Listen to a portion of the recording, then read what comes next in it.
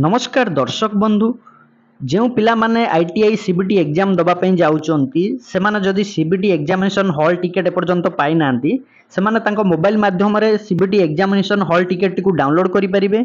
आपण मैंने यही हॉल टिकेट टी आपंकर मोबाइल डाउनलोड करेंगे देखिपारे आपंकर क्यों डेट्रे एग्जाम रही क्यों टाइम रही एग्जामिनेशन सेंटर एड्रेस रही सबकि डिटेल्स रही आपंकर मोबाइल रे डाउनलोड कर देखिपारे। डाउनलोड करने प्रथम आपंकर मोबाइल रे जेकोसी गोटे ब्राउजर ओपन करेंगे। देखो मुझे Google Chrome browser T open कर देइछि। ओपन कला सर्च बार बॉक्स रे आईटीआई सरकारी रिजल्ट लिखि सर्च करेंगे। देखो आईटीआई सरकारी रिजल्ट लिखि सर्च करेंगे। सर्च कला मात्रे आपंक सामने देखो प्रथम गोटे लिंक आसीजिव आईटीआई सरकारी रिजल्ट से लिंक उपर आप क्लिक करेंगे। क्लिक कला मात्रे देखो नेक्स्ट गोटे पेज आपन सामने ओपन हो पेज अनेक गुड़े सब लिंक रही पेज को स्क्रॉल डाउन कर तल को आसवे। तले आपण देखा मिलूँ देखो ब्रेकिंग न्यूज टुडे बेली जो ऑप्शन टी रही तले रही ITI CBT hall ticket download 2025 for first year and second year. प्रथम जो लिंक टी रही ITI CBT hall ticket download 2025 तापर आप क्लिक करेंगे। क्लिक कला मात्रे देखो नेक्स्ट गोटे पेज आपन सामने ओपन हो पेज टी आपन सामने ओपन हो पेज को स्क्रॉल डाउन करके तल को आसवे। स्क्रॉल डाउन करी तल को आसले आपण मानकु तले देखा मिलूँ अनेक गुड़े ऑप्शन सभा तले रही ITI CBT hall ticket download link ता साइड रही देखो क्लिक हियर बटन जो रही क्लिक हियर रे आपण क्लिक करेंगे। देखो आम बर्तमान आप क्लिक कर देइछु। क्लिक कला मात्रे देखो किसी समय आपको वेट करने पड़ो। नेक्स्ट गोटे पेज आपन सामने ओपन हो पेज टी आपन सामने ओपन हो पेज रे आपन को लॉगिन करने पड़ो। प्रथम देखो आपको देखा मिलूँ enter your PRN number. PRN number आपनकर जो रोल नंबर टी रही से रोल नंबर टी की enter your PRN number box रे एंटर करेंगे।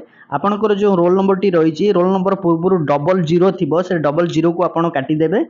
00 जगार आप आर लगे आपनकर रोल नंबर जहाँ भी थब से ही एंटर करेंगे।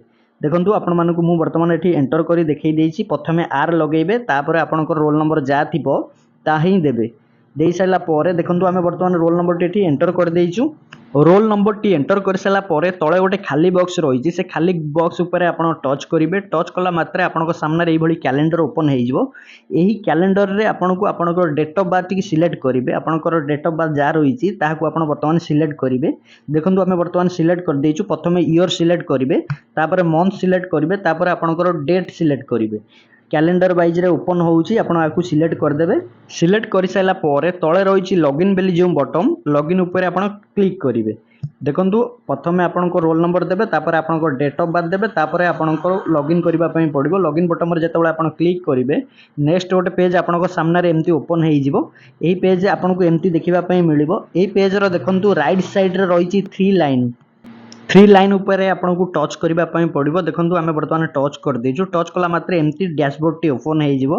देखंतु अनेक गुडी ऑप्शन सब आसीबो। एही पेज को स्क्रॉल डाउन करी तळ को आसीबे। तळ को आसले देखिबा पई मिलुथिबो देखंतु सीबीटी एग्जामिनेशन बेली जो ऑप्शन टी देखिबा पई मिलुथिबो ता ऊपर आपन टच करिवे।